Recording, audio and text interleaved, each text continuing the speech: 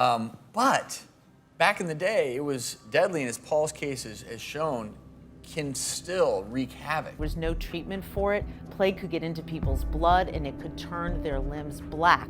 The plague is caused by a bacteria called Yersinia pestis. A large swollen lymph gland either in the neck or the armpit or in the groin sometimes. It went on to kill 25 million people. Eventually, the plague wiped out 60% of Europe. You don't really know what it is until you get the classic sign of the plague, is what's called a bubo.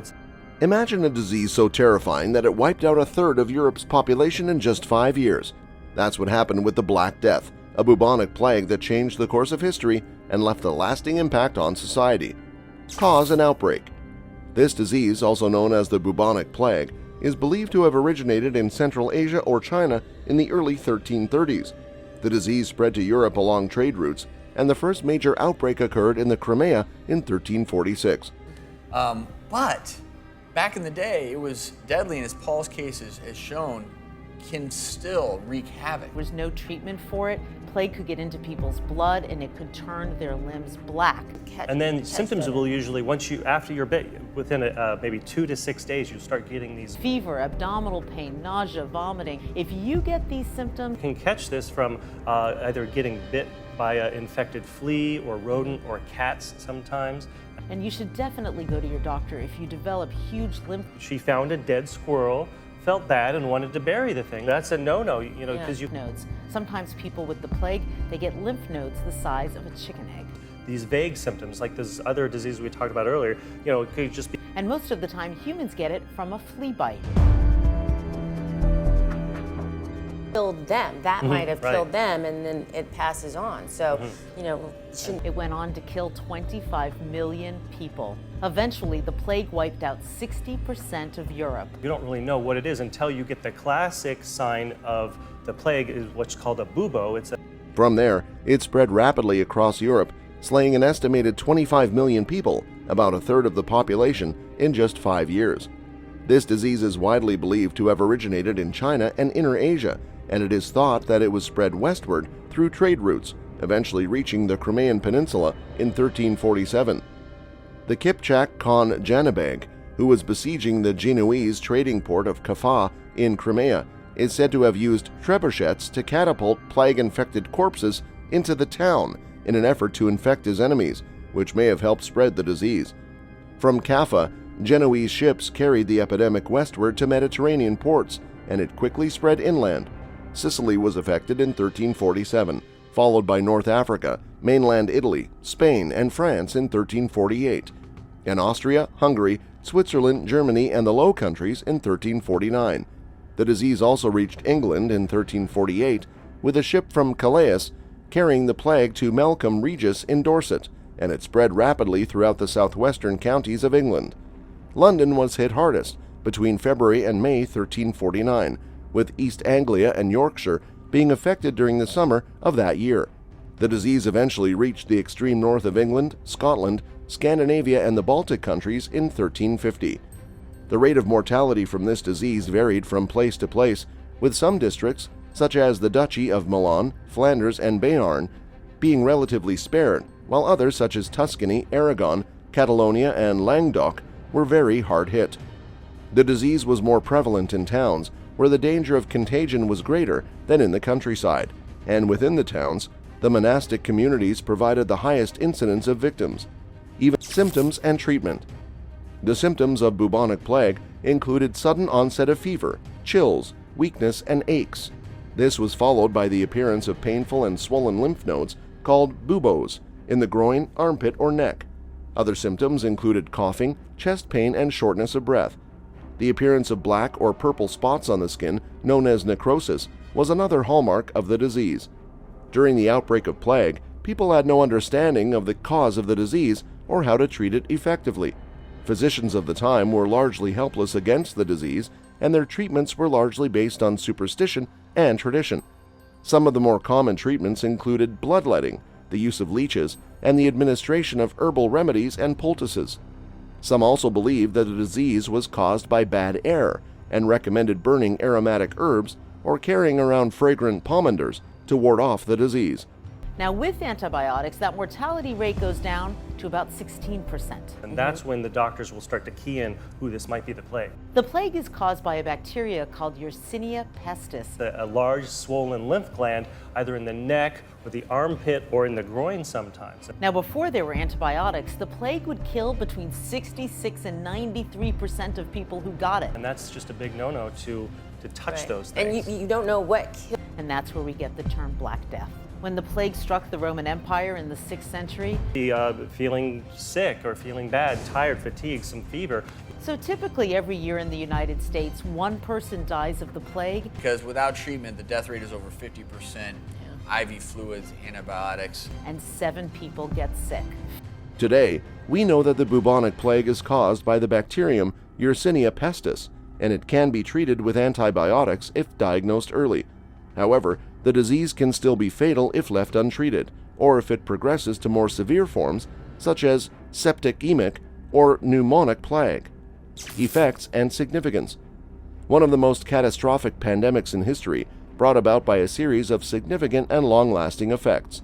The sudden slump in trade and temporary cessation of wars were quickly replaced by more enduring consequences, such as the loss of a significant portion of the labor force. The result was a drastic reduction of the amount of land under cultivation, leading to the ruin of many landowners. This change created a new fluidity in the previously rigid social hierarchy, as labor shortages forced landowners to offer wages or money rents instead of labor services. This caused a general rise in wages for artisans and peasants, ushering in a new era of economic mobility. The psychological impact of this disease was also far-reaching. North of the Alps, people became preoccupied with demise in the afterlife, which was reflected in art and literature. The Roman Catholic Church lost some of its power as people turned to mysticism and other spiritual beliefs. The spread of this disease also brought about an increase in anti-Semitism throughout Europe. Jews were wrongly blamed for the spread of the disease, leading to violent pogroms and the slaying of entire Jewish communities. The city of Siena suffered greatly due to this, with a significant decrease in population, leading to the abandonment of projects such as the enlargement of the cathedral. The demise of many great painters also brought a premature end to the development of the first Sienese school. Overall, this disease brought about significant changes in various aspects of society, from the economy to art and religion, leaving a lasting impact on the world for centuries to come. Responses to plague. During this disease, people reacted to the disease in a variety of ways. Many believed that the disease was a punishment from God and turned to religious practices such as self-flagellation and public processions to seek forgiveness. Others turned to more secular practices such as drinking heavily, indulging in excessive pleasure, or even looting and violence. Some people also believed that the disease was caused by poisonous fumes or alignment of the planets and attempted to ward it off with strong-smelling herbs or other remedies. In terms of measures taken to contain the disease, there were various efforts made by individuals, governments, and institutions. Quarantine measures were put in place to isolate infected individuals and prevent the spread of the disease. The practice of burning infected houses or belongings was also common. Other measures included the closing of city gates, the regulation of prices and wages, and the establishment of hospitals specifically for those infected with the disease. Despite these efforts, the lack of knowledge about the disease and how it was spread meant that many of these measures were ineffective, and the disease continued to ravage communities. Plague in modern history. Plague, a disease that once ravaged medieval Europe and wiped out millions of people, still exists in our modern society. While it no longer poses the same threat as it did in the past, it continues to pop up in various parts of the world, causing concern among health officials and scientists alike. Since the 1990s, most cases of plague have appeared in Africa, with the Democratic Republic of the Congo reporting the majority of cases between 2004 and 2014. The prevalence of the disease in this region is thought to be linked to the ecosystem and the mountain tropical climate. More recently, Madagascar experienced an outbreak in 2017, which caused over 2,300 cases. Plague has also made its way to other countries, including the US, China, India, Vietnam, and Mongolia. In the US, on average, 7 human cases of plague appear each year, emerging primarily in California and the Southwest. Fortunately today, most people survive plague with rapid diagnosis and antibiotic treatment. Good sanitation practices and pest control help prevent the spread of the disease by minimizing contact with infected fleas and rodents. However, the threat of plague as a Category A pathogen, which readily passes between people and could result in high mortality rates if untreated, remains. This classification has raised concerns that Y. pestis, the bacteria that causes plague, could be used as a biological weapon if distributed in aerosol form. As a small airborne particle, it would cause pneumonic plague, the most lethal and contagious form. Lessons from plague. Plague was a devastating disease that claimed millions of lives during the 14th century. Despite the advances in modern medicine and technology, infectious diseases still pose a significant threat to public health. Thus, there are several lessons we can learn from this disease and how we can prevent similar outbreaks in the future. Firstly, it is essential to have a robust and well-funded public health infrastructure in place. This includes surveillance systems to detect outbreaks early and control measures such as isolation and quarantine to prevent the spread of the disease. Additionally, investment in research and development of vaccines and treatments for infectious diseases is critical. Secondly, education and awareness are crucial in preventing the spread of infectious diseases. The public needs to understand how diseases spread and the measures they can take to protect themselves and others. This includes practicing good hygiene, such as washing hands regularly, covering the mouth when coughing or sneezing, and staying home when sick. Thirdly, plague highlights the importance of global cooperation and coordination in addressing pandemics. Infectious diseases can spread quickly across borders, and effective responses require collaboration between countries, international organizations, and the private sector. This includes sharing information, resources, and expertise to develop and implement effective prevention and control measures. In conclusion, plague serves as a reminder that infectious diseases are a constant threat to public health. We must learn from the past and take proactive measures to prevent and control outbreaks.